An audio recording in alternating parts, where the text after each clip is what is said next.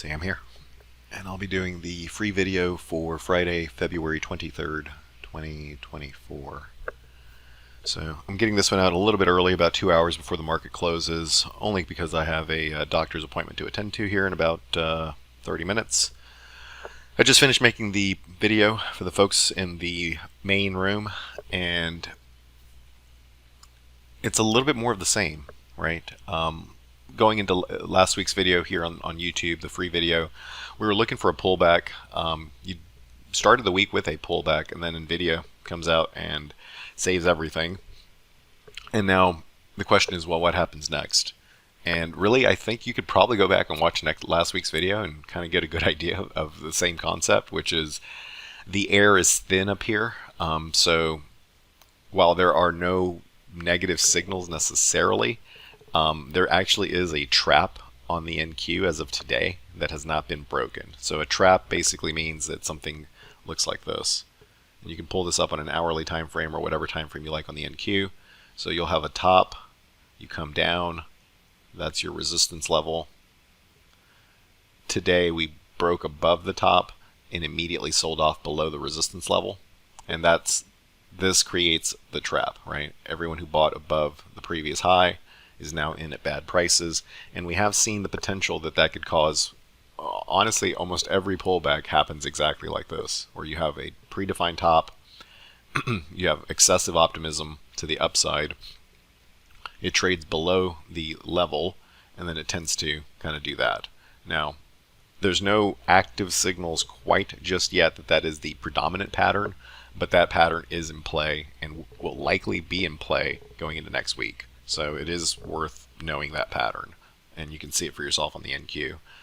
One thing I do want to point out here is that the SPX did hit major resistance levels here at 5110 this morning. Just made a little bit of a high above that, and now is kind of pulling in a little bit.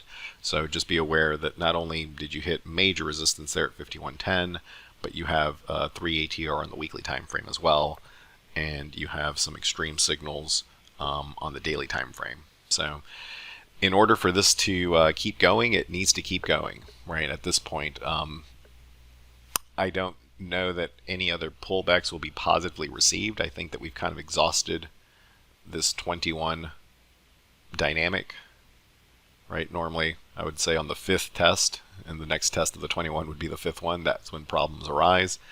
But at least for now, I have to give them the benefit of the doubt, because the bulls always have something to pull out of their sleeve. If we go over here to the IWM, so the entire conversation we just had around the SPX applies to the QQQs as well, so there's no need to look at that necessarily. But if we go over here to the IWM, this is where I think the market will need to rotate into next week. And the reason being is this one is not 100 ATR up like the other ones are. You are proximal to some support levels here. We are seeing some vibrancy from the inside out on IWM, indicating that there is, at least as of today, some flow back into it. And in order for everything to kind of line up in a bullish way, you need to see tech and maybe S&Ps ideally trade sideways. They don't have to go up every day, but they ideally trade sideways, consolidate with time, and then that would allow the IWM to maybe take a little bit of the lead, broaden out the breadth, and keep things going. So it's kind of the best case scenario that I see going into next week is the need for a rotation back into IWM and maybe a little bit of a pause in some of the more active parts of the market like semiconductors and technology as a whole.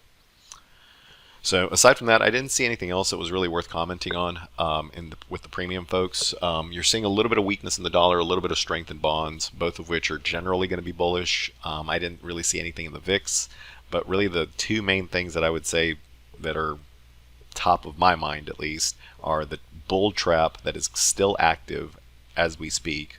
We'll see if they can break it in the next 2 hours, but it's still active. There's a bull trap that's still active on the NQ. And that will stay active until it gets back above the previous high, and as well as the SPX hitting a very long-term and very extended target at 5110. So a little bit of caution I think is very much warranted around these levels, and frankly I think that maybe looking intraday and trading more like 30-minute squeezes unless the indexes get restabilized, makes the most amount of sense to me. So that's the way that I'm going to be approaching next week, and we'll see how that one goes for next Friday's video. Alright guys, that's my time. Thanks as always. Leave us a like, leave us a comment if it helps. If you see it differently, I definitely want to hear from you, so drop us a comment in the chat. And I hope you have a good weekend. I'll catch you guys next Friday. Cheers. Hey traders, this is Sam with Simpler Trading. I want to thank you for watching today's video. Hopefully you found the information in it helpful. If you did, leave us a like, leave us a comment. It really does help us out with the algorithm. And if you want to see us trade live with our own real money and be part of the community, come and check us out at simplertrading.com.